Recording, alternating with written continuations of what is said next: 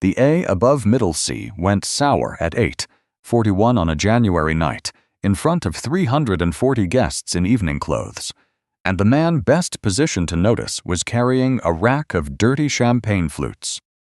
His name was Esteban Reyes. He was 63 years old.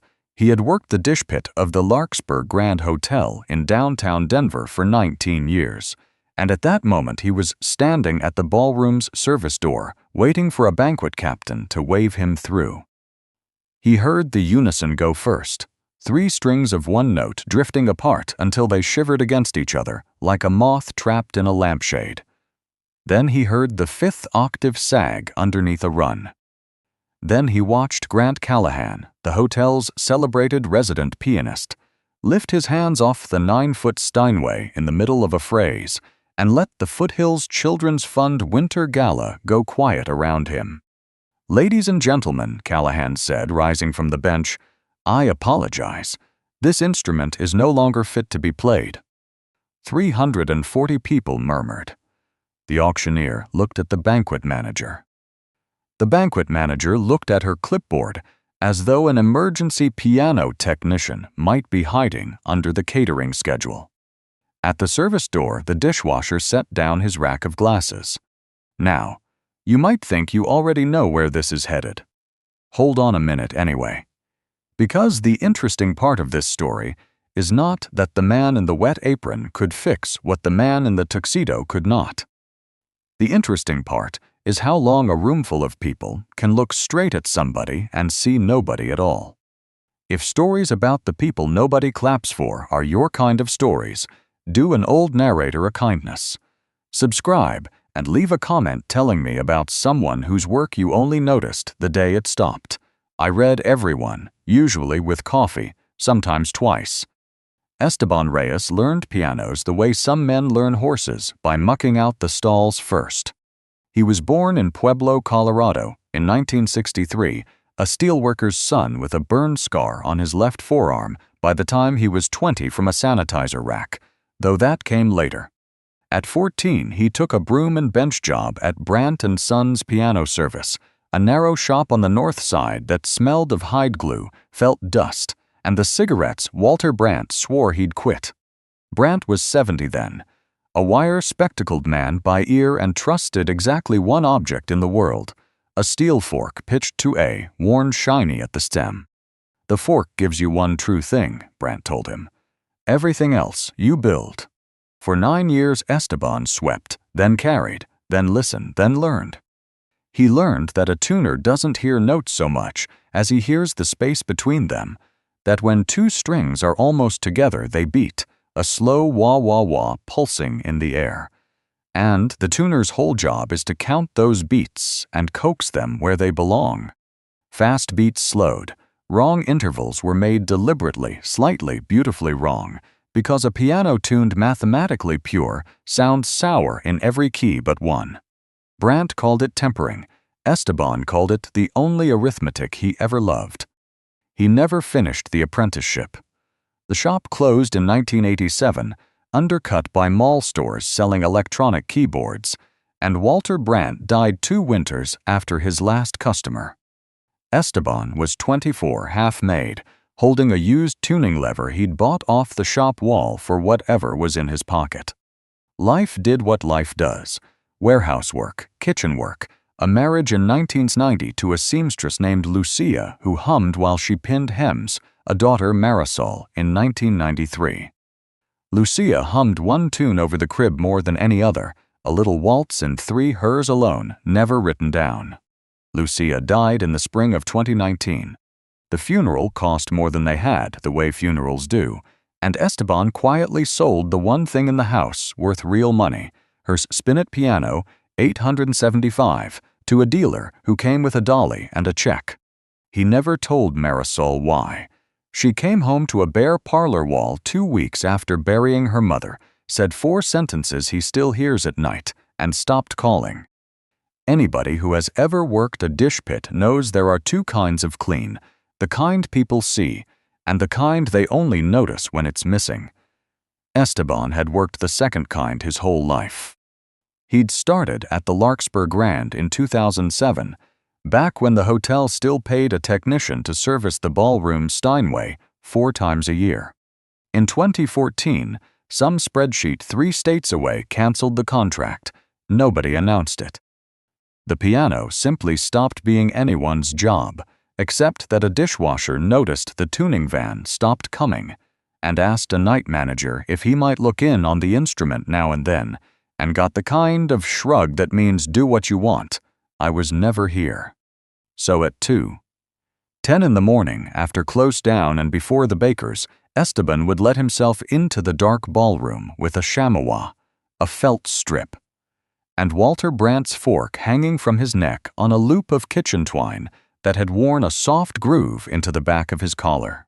He eased sticking hammers. He wiped the keys with a cloth barely damp enough to matter. He touched up the unisons that had drifted, working by the glow of the exit signs, and once a month or so he played. Quietly, he had no choice, and it made him better. Here is a thing most people never learn about pianos. Playing softly is the hardest playing there is, and it is where a neglected instrument betrays you first. Every key drives a hammer through a chain of small wooden and felt parts, and just before the hammer reaches the strings, the mechanism lets it go, a handoff called let off, so it strikes in free flight. Those parts wear, and the regulation drifts. A firm blow still lands, but a whisper dies in the mechanism, notes that don't sound at all, or spit out uneven, lumpy late. A player who can draw an even pianissimo out of an aging action isn't showing off. He's proving he knows the machine from the inside. The staff had a name for him. It started with Grant Callahan. Callahan wasn't a cruel man, whatever the internet later decided. He was a genuinely fine pianist who had played genuinely fine rooms, and he had arrived at that comfortable altitude from which the people who carry things appear very small. The first time he found Esteban with the fallboard open and a cloth in his hand, this was 2021, he didn't shout. He said pleasantly, "Housekeeping doesn't include the Steinway." "Soap hands off, please," and 2 waiters laughed, and the name did what names do in a workplace. It stuck. The second time was a staff Christmas party, when a young cook asked Esteban to play something, and Callahan answered for him from across the room. Let's not put the man on the spot. A piano isn't a sink. Only one of them forgives you. He meant it as wit. It landed as a wall. The third time mattered most, though nobody knew it yet. 11 days before the gala, Callahan asked that banquet staff be kept out of the ballroom during his rehearsal weeks. The clatter of chafing dishes, he said, was impossible. The request was reasonable. It was also, for 11 days, the end of a maintenance routine no one knew existed. 11 days in January in Denver with a brand new heating system running full and dry for the gala. Here is the part of this story a piano technician would tell you with a sad little nod. A piano's voice lives in its soundboard, a broad sheet of spruce, built with a slight upward arch called crown, pressing up against more than 200 strings. Wood breathes.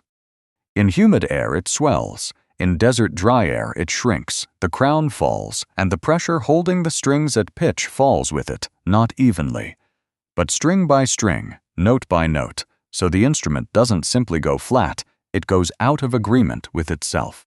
Unisons that were one voice become 3 arguing ones. A week of blasting furnace dry heat can undo a season of care. 11 days undid 19 years worth of 2 in the morning patience, right on schedule at 8:41 p.m. in front of the most expensive audience of the year, which is where we came in. Dana Whitfield, the banquet manager, had the auctioneer stretch a wine lot while she burned through her phone. The hotel had no technician on contract. The emergency tuner she found online went to voicemail twice. The gala's centerpiece, the lot the whole program was built around, was a private recital by Grant Callahan, and Grant Callahan was standing beside a piano he had just publicly pronounced dead. Esteban crossed the ballroom floor in his apron. It left a fine line of dishwater behind him, and later, on the videos, you can hear someone laugh at that. "I can bring it back tonight," he told Dana. "I need 40 minutes in quiet." Callahan turned, and to his credit, he didn't raise his voice. He raised his eyebrows, which carried further. "The dishwasher would like to service the Steinway," he announced, "to no one, and therefore to everyone. Shall we have him season the soup while he's at it?" A ripple of laughter, the uneasy kind. Dana didn't laugh. "Do you have a better idea, Mr. Callahan?" He didn't, and he knew it. And being a performer, he found the version of surrender that looked like a challenge. "Fine, but I'm not putting my hands on a piano after a dishwasher has repaired it. If he touches it, he plays it, here tonight, in front of this room. If it holds, we'll all applaud. If it collapses under him," he smiled the way people smile on stages, "then at least the entertainment is covered." The room waited for the man in the apron to shrink. "I'll play it," Esteban said. He went to his locker for the tool roll, the lever from Brandt's wall, mutes, a temperament strip of red felt. And when he came back, the chandelier light was on the open piano, and 340 people had decided this was better than an auction. He struck the old fork against his knee, and it hummed its one true thing. What they watched for the next 39 minutes looked, from the tables, like almost nothing. A man leaning into a piano, weaving felt between strings to silence the outer two of each three, striking one key with his left hand while his right rocked a lever on a tuning pin in movements smaller than a watchmaker's. What he was doing was setting the A to the fork, building the temperament outward through the middle of the keyboard, counting beats, slowing the fast ones, placing each interval a hair's width from pure, then walking the octaves up and down, then pulling the felt and marrying each string back to its two sisters until the beating stopped and three strings answered as one voice. Guests drifted closer without meaning to. Somewhere around the second octave, the room noticed it had gone quiet enough to hear a beat fade. A wah, wah, wah, slowing like a heart calming down, and it stayed that quiet. The waiter set a tray down without a sound. That was the first frozen minute of the night. It wasn't the last. At 9:31, he pulled the last felt, closed his tool roll, and stood back. "Strings settle," Callahan said, arms folded. He wasn't wrong. It's the kind of true thing people say when they'd rather not be wrong in public. A tuning holds under performance or it doesn't. You heard the terms. Esteban wiped his hands on his apron out of 40 years of habit, sat, and adjusted the bench with two small practiced motions that told at least a few people in that room everything. A beat before the music told the rest. He began with Scott Joplin, not the rag everyone whistles, but Solace, the slow one, the serenade, music that walks instead of dances. He played it at the volume of a conversation you'd lean in for. Nobody had leaned toward Grant Callahan all evening. Callahan had filled the room from the first chord, the way he'd been hired to. Esteban made the room come to him. Forks stopped against china mid-motion. A conversation at the back died in the middle of a word. The piano's long black lid threw the sound out, over the tables, the way it was built to. And you could hear, everyone said this later, in the comments, in the news piece, at the staff meal, you could hear the instrument agreeing with itself again. Every note one voice, the soft ones, speaking as clearly as the loud. Then he did the thing Callahan understood before anyone else did. He got quieter. He slid into a waltz in 3 that no program could have listed because it had never been written down. The tune, Lucia Reyes, hummed over a crib in 1993, carried 30 years in her husband's head, arranged and rearranged on a dark ballroom piano at 2 in the morning for an audience of exit signs. He played its middle verse at a true pianissimo, the register where a worn, neglected action swallows notes whole, and the Steinway gave him every one, even, unhurried, like breath. Above the open lid, dust drifted through the chandelier light and seemed to hang there. Near the service door, half the kitchen had gathered in their whites, and the young cook from the Christmas party was filming with wet eyes. The last chord didn't end so much as it left the room politely. For 3 full seconds, 340 people did nothing at all. Then they did quite a lot. It wasn't the applause that finished the story, though. It was Grant Callahan crossing to the piano while it was still going on, sitting where Esteban had just risen, and playing softly a single scale, then an arpeggio, then nothing. He sat there with his hands in his lap like a student. "Who tuned this piano in October?" he asked, not loudly. "He did," Dana Whitfield said. "Who do you think has been keeping it alive since 2014? Callahan looked at the keys for a while. Whatever arithmetic he was doing, it embarrassed him. You could watch it. 19 years, he said finally. I have played my best nights in this room. I never once asked why a piano nobody serviced stayed alive." He stood and offered his hand, and the sentence he chose became the clip's caption in 3 languages. "I owe you more apologies than I can count in public." Esteban shook it. "The piano held," he said. "I just kept it company." You'd expect the internet to make him famous, and for about a week, in the small way these things go, it did. The cook's video traveled first through a piano technicians forum, where strangers slowed the footage down to admire his lever technique, and then to a Denver news desk, which sent a reporter who got exactly 4 quotes out of him, all about Walter Brandt. The hotel, to its credit, moved faster than hotels move. By February, the Larkspur Grand had a house piano technician on proper contract, with daylight hours and a new toolkit he set on the bench beside the old lever. And the next winter's gala program carried a line no one had ever thought to print: "Piano prepared and maintained by Esteban Reyes." But the clip found the one viewer the story was actually for on a Thursday in a middle school music room in Fort Collins, when a colleague leaned over Marisol Reyes's shoulder and said, "Isn't this your dad?" She recognized the waltz before she recognized him. She had never heard it played, only hummed, over hems and dishes and one particular crib, and here it was, coming out of a concert grand under her father's hands, every note of it kept. She drove down on a Tuesday afternoon and found him alone in the ballroom with the lid up and a felt strip in his teeth, and she stood in the doorframe long enough that he felt it and turned. What they said first is theirs.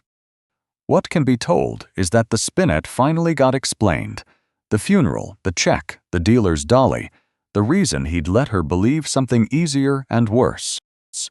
And that when he opened the old tool roll to show her Brandt's lever, there was one more thing folded in the felt, a single hammer, gray with age, saved off her mother's piano before the dolly rolled it out the door. These days, if you're ever in that ballroom on a quiet afternoon, you might see the 2 of them at the Steinway, an old technician working down the temperament, and a music teacher on the bench beside him, striking each note when he nods, which was the first job Walter Brandt ever gave a 14-year-old with a broom. The hotel doesn't advertise it. Some things run better without an audience. I've spent most of my life around music's back doors, and I'll tell you what this story leaves on my workbench. We're quick to call a man's hands by what we last saw them holding, a mop, a rack of glasses, as if hands had no memory of their own. But care is a skill that doesn't announce itself, and every good room you've ever heard music in was kept good by somebody whose name wasn't on the program. Find out who that is wherever you are. Thank them while the thing still works. It costs nothing, and it is owed. This has been a work of true-to-life fiction. All characters, businesses, and places in this story are creative inventions, and any resemblance to real persons or establishments is coincidental.